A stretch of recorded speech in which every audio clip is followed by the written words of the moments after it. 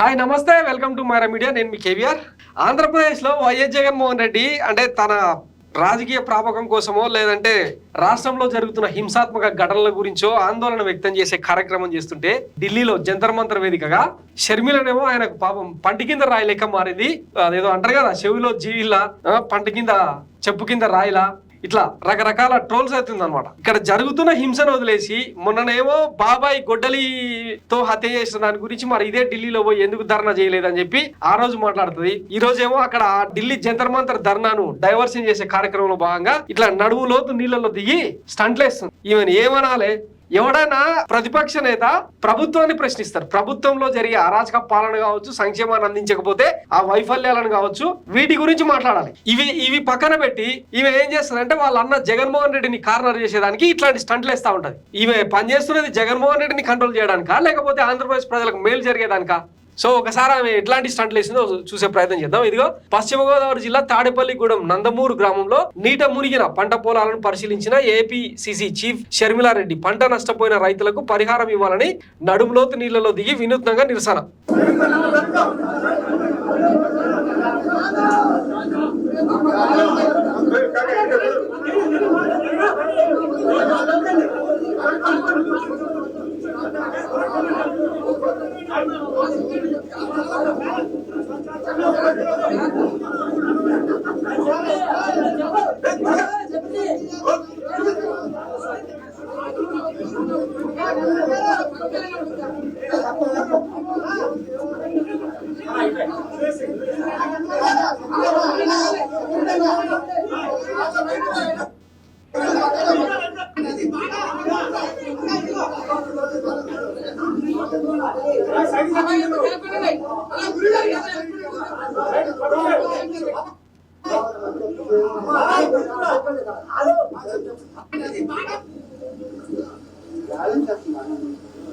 నేను ఇక్కడ ఎంతసేపు ఉంటే మీరు ఇంకో 2 అడుగులు ముందేసి గుర్తుకేస్తారు.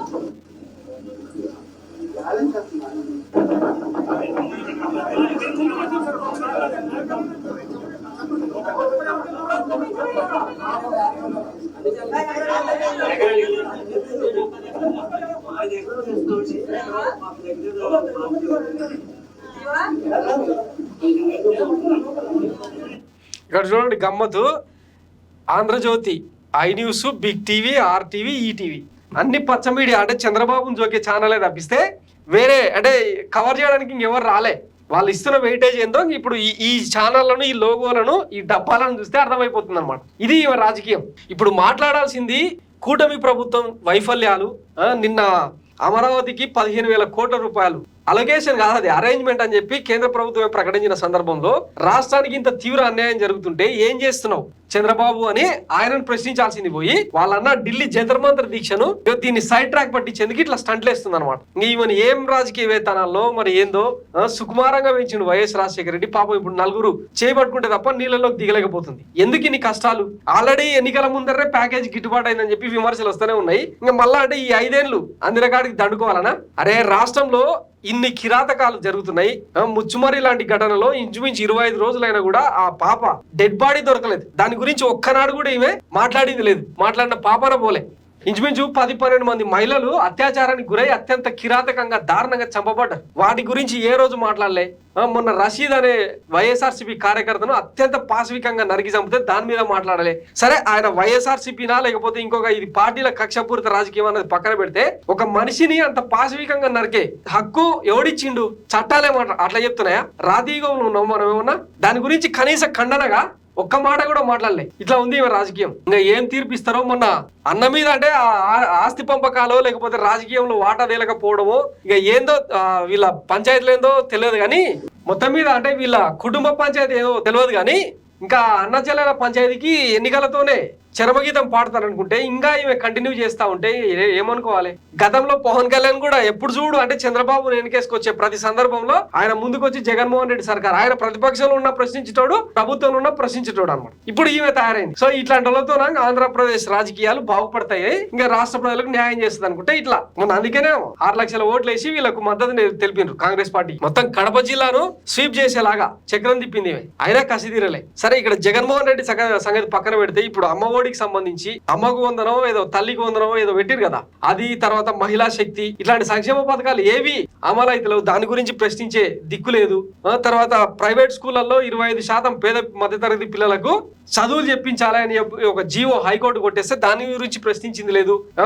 గవర్నమెంట్ హాస్పిటళ్లలో వైద్యం ఎంత దారుణ పరిస్థితిలోకి వచ్చిందో దాని గురించి అడిగే దిక్కు లేదు. ప్రశ్నించాల్సిన అంశాలు ఇంకా చాలా ఉన్నాయి వాస్తవానికి. కానీ సరిగ్గా వైఎస్ జగన్మోహన్ రెడ్డి ఈ అట్రాసిటీస్ రాష్ట్రంలో జరుగుతున్న అరాచకాల గురించి ఢిల్లీలో జంతర్ మంతర్ దగ్గర దీక్ష పెడితే మొత్తం పార్లమెంట్ లోని పక్షాలన్నీ ఒక బీజేపీ ఎన్డీఏ పక్షాలు తప్పిస్తే అన్ని పోయి అక్కడ మద్దతు తెలుపుతుంటే ఈమె మాత్రం ఇట్లా రాష్ట్రంలో డ్రామాలు ఇస్తుంది అనమాట. ఇంకా ఈమె ఏం రాజకీయమో ఏందో ఇంకా ఆంధ్రప్రదేశ్ ప్రజలకే తెలియాలి, కాంగ్రెస్ పార్టీ నేతలకే తెలియాలి.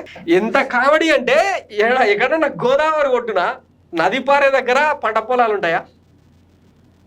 ఇంకా ఆమె రాజకీయ చాణక్యం ఇంకా చంద్రబాబు డైరెక్షన్ అనుకుంటా ఇది.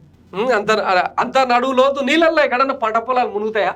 సో నలుగురు పట్టుకుంటే తప్ప, నలుగురు చేతులు పట్టుకుని నడిపిస్తే తప్ప నదిలోకి దిగలేకపోతుంది.